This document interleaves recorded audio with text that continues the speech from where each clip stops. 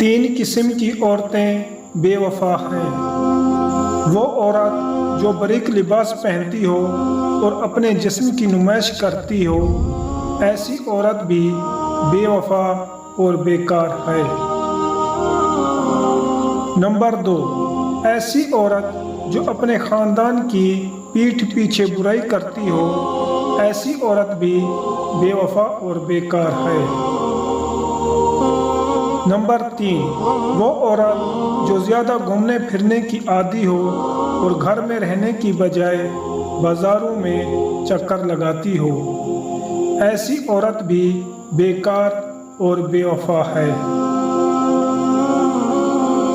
اللہ تعالیٰ سے دعا ہے ہماری تمام بہنوں اور بیٹیوں کو دین اسلام کو سیکھنے اور سمجھنے کی اور اس کے مطابق عمل کرنے کی توفیق عطا فرمائے۔